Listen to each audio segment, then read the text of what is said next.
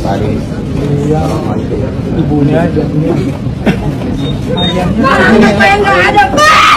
Anak saya nggak ada ini.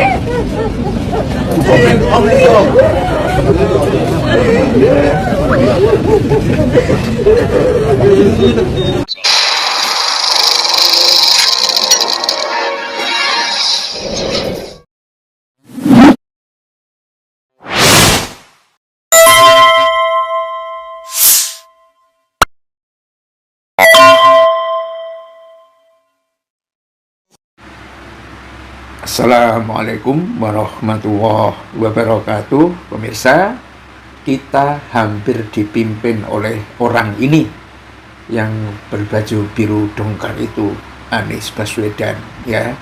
Tetapi karena mukidi anak PKI dan main pilpres dengan cara PKI, akhirnya yang didapat oleh rakyat Indonesia itu cuma orang yang omon-omon dan satunya pelongo-pelongo, blow-on, ya. Ini nasib bangsa Indonesia di Pilpres 2024 kemarin, pemirsa.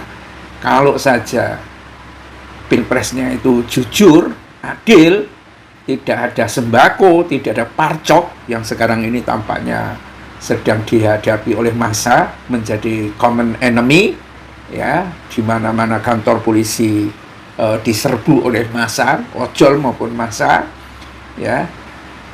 Jelas Prabowo sama Gibran itu nggak ada apa-apanya, ya. Masa pelongo-pelongo begitu mau dipilih rakyat kalau bukan sembako dan pemaksaan dari parcok yang dilakukan ke rakyat, nggak mungkin lah, ya. Prabowo juga terbukti nggak bisa apa-apa kan menghadapi situasi seperti ini, ya. Sayang, ya, inilah yang dialami oleh bangsa Indonesia. Dan ini video yang kita cuplik, ya, rangkaian video sebetulnya, pemirsa, saat Anies Baswedan itu datang di rumah duka almarhum Afan Kurniawan, ya.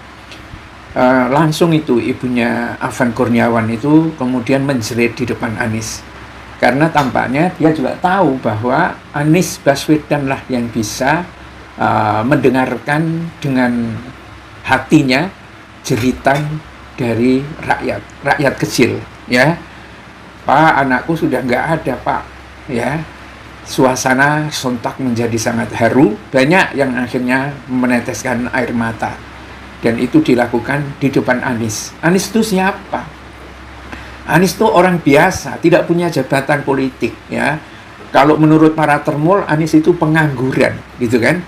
Tetapi kenapa hatinya terpaut dengan rakyat ini, dan kenapa rakyat itu menumpahkan kesedihannya, jeritannya, ya, seperti ibu ini, ya, ibunya Afan Kurniawan almarhum ini menjerit di hadapan Anies, ya, karena Anies lah yang bisa mendengar, sementara DPR, ya, kayak digambarkan oleh siapa, para tiktoker itu gambarkan Sahroni kayak muka-muka anjing, ya kan. Terus Eko Patrio itu kayak muka tikus, satu lagi si Uya kayak muka babi, dan hampir kayak tikus semua muka-muka kepala-kepala DPR itu, ya. Polisinya seperti itu, Prabowo-nya kayak begitu, pemerintahnya nggak ada yang bisa diharap. Sri Mulyani digambarkan seperti kuntilanak, vampir yang punya taring itu karena menghisap darah rakyat. Ya, Anies lah, walaupun dia tidak punya jabatan apa-apa, tetapi kepeduliannya kepada rakyat yang mestinya ini adalah tanggung jawab dari aparat, dari pemerintah, ternyata kan nggak ada yang hadir. Tapi ada, ya, Pramono Anung, Gubernur DKI Jakarta itu hadir juga, ya. Bisa jadi juga kenapa seperti itu, ya, karena mengikuti jejaknya Anies Baswedan, ya.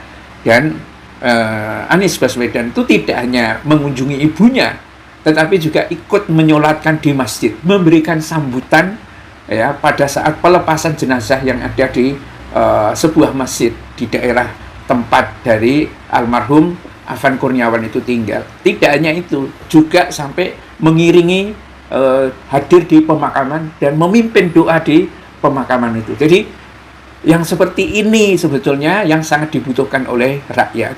Tapi ya itu, sekali lagi, ya, ini semua karena mukidi. Ya, mungkin ada beberapa orang lah di balik mukidi itu. Ada Pratekno, ada Tito Karnavian, ada Luhut, ada oligarki kan, dan yang dikenal itu adalah Mukidi itu. Dan sekarang situasi yang dihadapi oleh rakyat Indonesia benar-benar berada dalam malapetaka. Hari-hari ini pemirsa, hari-hari pertaruhan. Apakah Prabowo itu masih layak menjadi presiden, bisa menghentikan, memecat Kapolri, atau justru dia joget-joget malah ngasih bintang Mahaputra ke Kapolri. Kalau itu yang terjadi, mungkin ya sasarannya sekarang itu ke DPR dan ke polisi, bisa jadi berikutnya adalah ke Gibran dan Prabowo sekalian. Karena tidak ada harapan dari rakyat itu untuk orang-orang seperti itu. Billahi taufiq wal hidayah. Assalamualaikum warahmatullahi wabarakatuh.